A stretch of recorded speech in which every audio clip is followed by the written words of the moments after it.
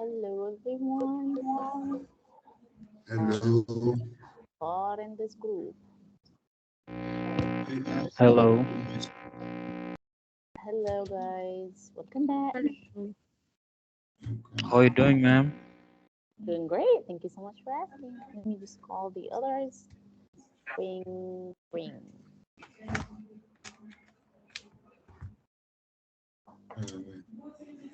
Okay. So I usually just give the first 5 minutes as a chance for everyone to join the session, and after that, I start the session immediately. So you can just mute yourselves for like 4 more minutes until everyone joins, and then I'm going to start immediately. Okay? Okay. So you can hear me?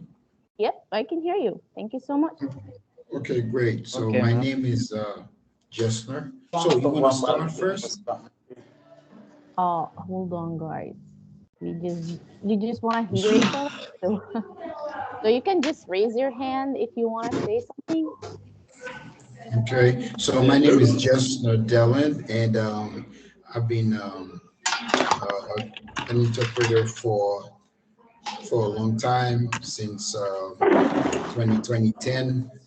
I've been doing a lot of medical trips to countrysides in Haiti, Jacmel, when there were stability and stuff. So now I just do teach English online and trying to do a couple of translations every now and then. So that's it about me.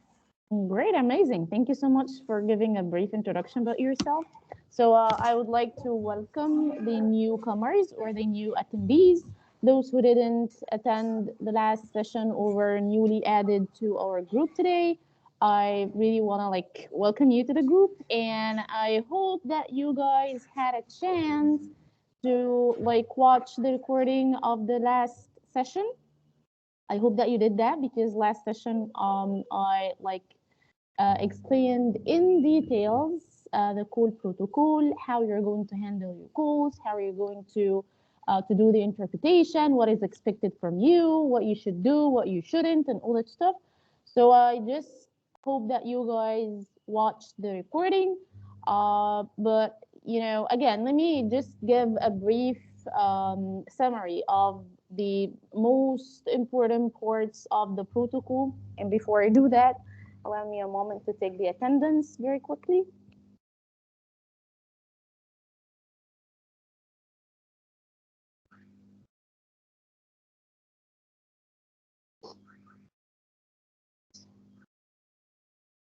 And guys, if you'd like, you can just turn off the camera just to save your connection, because I know that sometimes when we have the camera on, the connection, like, it starts to act up. So anyways, again, I'm going to give a brief introduction or a brief summary, not introduction, a brief summary of the protocol, what we talked about yesterday, I'm sorry, the last session. And I really hope that you guys can help me with that just to make sure that you, hold on, let me try to share my screen.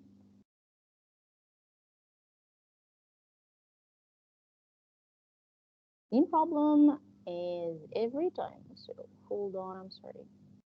Okay, so while I'm trying to do that, let me very quickly, like, again, give a brief summary. So we said last time that we have two parties in the conversation. We have a client and we have an LEP.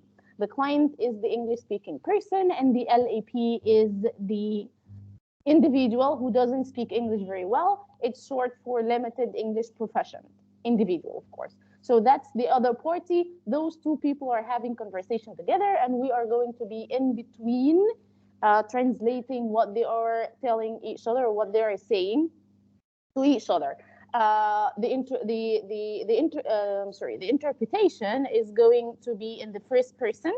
Of course, we are matching the speaker's register, which means if they speak in first person, we do the renditions or the interpretation in first person. If they say I went, I go, whatever, We go with I went, I am going to do, whatever. I will do, he did, she did, whatever. Whatever the register they are using, we are matching them. This is number one. Number two, we are, whenever we're going to intervene or to enter, to cut off the conversation between those two people, we are identifying ourselves in third person. We refer to ourselves as the interpreter. We don't say I. You don't refer to yourself as in like I, because again, I is used for the interpretation. Whenever you need to talk on your own behalf as the interpreter, whenever you need to say anything to interrupt the conversation, or to to ask for an action to be to request for someone to do something, someone to raise their voice, or someone to repeat, or whatever, you need to identify yourself in third person as in the interpreter. Excuse me, this is the interpreter speaking. So at any time you need repetition, clarification, verification from whomever you intervene with, excuse me, this is the interpreter speaking, and then you start and say whatever you need. Can you please repeat? The interpreter needs to ask the patient to repeat, whatever. And the third note here is that whenever you are like talking to those people about each other, you are referring to them as in the relationship or according to the relationship that they are having together. Let's say, for example, I have a patient and I have a doctor. So I tell the doctor, this is the interpreter. The interpreter needs to ask the patient to repeat himself or herself. Okay? So we talk with them and we refer to them in our speech according to the relationship that they are having together. Number four, the introduction, the scripts, guys. Scripts are very important and you have to memorize the script as it is. The script for the introduction, your introduction to the client. So first, again, as I said before, the person who's going to give you the call is the client, the English-speaking person. So your introduction should be in English to the client as the following. Who can help me with the introduction to the client? You can raise your hand. No one? Come on, guys. Yep, okay. Junsi or Junes, right? I'm sorry, can you please remind me how to say your name? I apologize. Okay, John? it's fine. It's John. Yeah, can you hear John. me? Okay. Yes, please. Go ahead, my dear. Okay, so my name is Beyonce. Uh, First you say you greet good morning or good evening. This is your Amharic. I will tell my name. Then this is your Amharic interpreter. My ID number is 12435. How can I help you, please? Great, That's how amazing. Thank you you. so much. So this is the introduction, or this should be the introduction or the general introduction that I'm going to give to any client. But again, according to the platform, if they are going to add another part to this introduction, then you follow the instructions of this platform or that platform. However, again, what is included in the protocol is the general introduction that we can give to any client. So what is my introduction to the client? My introduction should be as the following. You do the greeting first. You say hello. You say good morning, good afternoon, good evening, whatever. If you don't want to bother thinking about what time is it there, you can just say hello. Okay, so you do the introduction and then, I'm sorry, the greeting, and then you do the introduction. You introduce yourself, you say your name, you say what language interpreter you are, and then you give your ID number. And then if you don't have any intake questions or any questions popped up on the screen with the beginning of this call, you can just go ahead immediately and say the transitional phrase, which is how may I help you? Is the patient with you, or do you need me to call them for you? Whatever. Okay. So now I mentioned the intake questions. What are the intake questions? Intake questions are questions that pop up at the beginning of whatever call. It's not gonna like pop up with each and every call, except that sometimes might happen actually. But if at any time I have questions popped up on my screen as soon as the call begins, I need, after I finish my introduction to the client, to ask the questions immediately and get the answers to those questions from the client. You're not going to ask the patient. Those questions are for the client. You ask the client the questions, you get the correct answers, and you put it on the system. If the system doesn't accept whatever answer, this means that this answer is not correct, or this is not the correct answer, or maybe the spelling is incorrect, whatever. So what is the importance of the intake questions? This is for billing purposes. What does this mean? This means that if I don't get the correct answers, or I don't get the answers to those questions, this means that the client is not going to pay for the call that they had with you, the interpreter, and this means that I, as a company, will not be able to pay you for servicing the school as well. So it's a win-win situation. You have to get the answer to those questions for your own benefit as well. Now let's get to the introduction to the part of the introduction to the LEP. What is, or what should my introduction to the LEP look like? Who can tell me? What is the script? Rima, please go ahead. Rama, I'm sorry.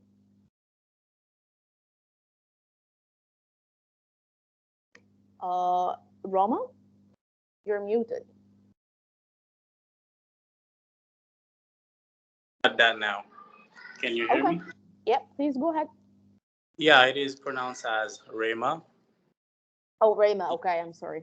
Go ahead, my dear. It should be like good morning or good afternoon, but if you don't really know the time zone, you could just say hello. You should introduce yourself. My name is so and so. I'll be your Haitian Creole interpreter. Everything you say will be stayed confidential. Please speak in short sentences so I can interpret everything. Thank you so much, except that it's not very accurate. Who can give me the accurate introduction to the LEP?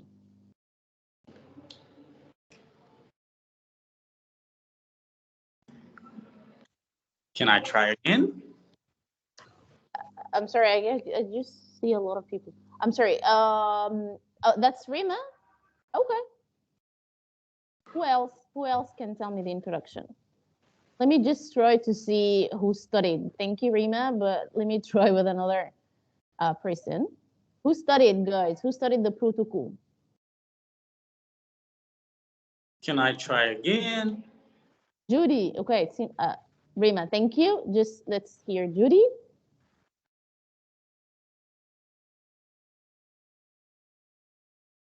Judy,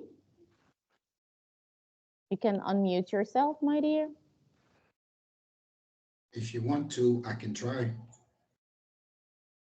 Okay, but okay. Judy, can you hear me? Okay. Gessner, right? Yes. Gessner. Okay, go ahead, my dear. Greetings.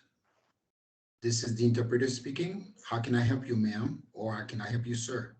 Nope. We are still asking about the introduction to the LEP. Bregna. Oh, okay.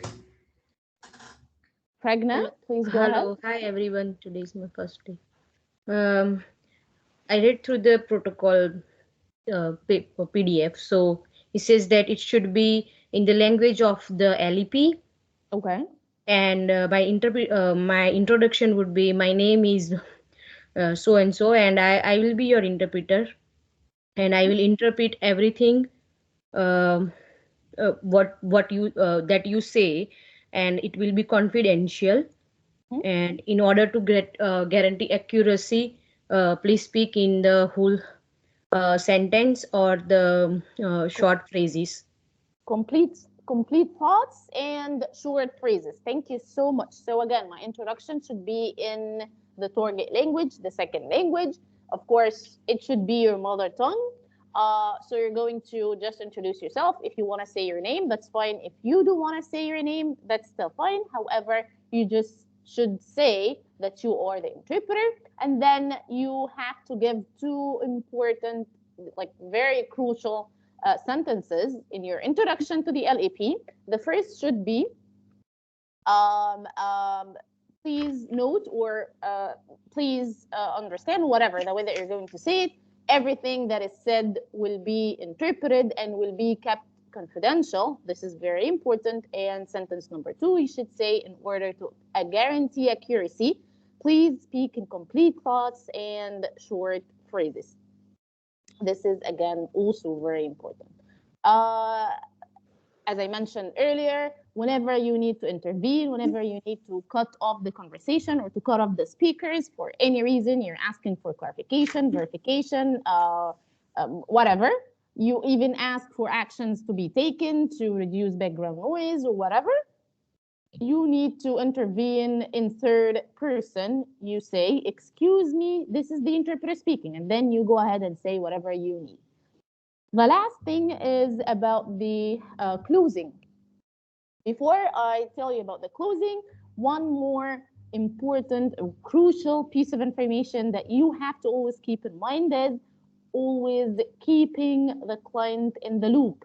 This means that whatever happens in the call, you have to tell whatever happens unusual. I mean, if anything goes smooth, if everything goes smoothly and it's, things are normal, it's a normal call, then there is no need, of course, to tell the client anything because there is nothing abnormal happening. But whatever, at any time you are having a problem with the LEP, the problem is talking to you, I'm sorry, the patient is talking to you or the LEP is talking to you, the LEP is addressing you for any reason, the LEP's voice is too far away maybe, the LEP is having a lot of background noise, the LEPs, like if I have 2 LEPs and they're speaking at the same time and you need to remind them to just speak one person at a time, whatever is unusual and is going to cut off the conversation that those 2 people are having together, you have to let the client know. You have to keep the client in the loop. Last thing is about the closing. How do we close the call? Like we have 2 scenarios. The first scenario is when the client tells me, thank you, interpreter, that's it, and they are still connected to the call. This is the first scenario. So here I need to offer further assistance first. So for example, the client tells me, thank you, interpreter, that's been great today, or you've been great today. That's it. So I should say, excuse me, this is the interpreter, or I just can say, this is the interpreter. Will that be all? Can the interpreter help with anything else? Would you like the interpreter to assist with anything else? Whatever, the way that you're going to say it, it's up to you. However, you are required to offer further assistance before you say thank you for using our services and end the call. And by the way, my closing should be to both parties, to the client and the LEP, and I should thank as soon as the client confirms that this is the end of the call and they don't need me anymore. Here, I need to say thank you for using our services to the LEP first, and then I go to the client and say thank you for using our services in English, interpreter disconnected. Okay, so this is the first scenario. The call is ending normally. There is nothing abnormal about it. The client is just thanking me, and then I offer further assistance. If they tell me that's it, thank you, we don't need you anymore, then I say the closing to the LEP first in the other language, and then I say to the client immediately, or like wait for 2 seconds or something, and then say thank you for using our services in English, interpreter disconnecting. The second scenario is abnormal. When the client tells me thank you, interpreter, that's it, and then they disconnect, they end the call. They are not giving me a chance to actually offer further assistance. Here, I need to still say, even if they are not connected, I need to say thank you for using our services, thank you for using our services in the target language and in English. Why? For 2 reasons. The first reason is for monitoring purposes. If anyone is monitoring the school, they still want and would love to hear that you are sticking and following the protocol, so they wouldn't score you down for not doing the closing. And reason number 2, some clients, their devices are not working very well, so they might think that they ended the call, but the call is still connected. So as soon as they hear you say the closing, they would realize that they didn't end the call and that they need to go end the call properly. Okay. This is almost all about the most important part about the protocols that you need to make sure that you're always following. All the protocol is very important, of course, but those are the most important ones that you need to make sure that you are memorizing, especially the scripts, and some points that you always need to put in your line or always consider as long as you are connected to the client and you're still managing the conversation. I hope that you guys, all of you, even those who were added today to this group, please scroll up. You will find the recording of the previous session. It is a 2 hour sessions, but you can just move it forward or backward, whatever, however the way that you love. I explained everything about the protocol in details, and you have 2 documents sent. The first one is the PowerPoint presentation that I used about the cool protocol. And the second one is an Excel sheet. It has 3 tabs. The first tab is for the medical terms. The second is for the acronyms. And the third is for names of medications and what are those medications used for. Names of medications are not required to be memorized. However, you are required to say it out loud to familiarize yourself with the names of medications, because it is not expected from a medical specialized interpreter to be unable to say a name of a medication, right? So just familiarize yourself with names of medications so that you can say and catch names of medications during the conversation without having to ask for repetition or to do a mistake with the name of the medication. So this is that was a brief summary about what I said in the last session. Today I'm not gonna do the test because it seems like you guys didn't really study very well, and most of you today are like newcomers. So let's just postpone the test to tomorrow's session. Today we'll be talking more about the medical terms, as I told you last time. Hold on one moment. I'm sorry. Let me open the sheet. Today we'll be doing 2 things. The first part of today's session, we're going to explain more about the medical terms and how to analyze a medical term, how to actually know the meaning of a medical term without even knowing or having the equivalent for that in the target language. And the second part is going to be for practicing. I will discuss more or explain to you guys more on how to take proper notes. What are the methods that we are going to share with you so that you can take your notes. And then we're going to practice. I don't know why it doesn't want to not previewing. Guys, can you actually see my screen? I think you don't.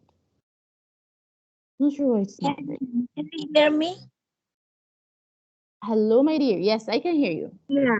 I'm a newcomer. Today is my first day. Okay. I just would like to know and will you provide any sheets for us to, to look through? Sheets to do what? To do what? Yeah, with I the mean the PowerPoints and everything. Can you please share with us the PowerPoint and everything so that we can go through, and which will be easier after after this session we can go through this. Okay, so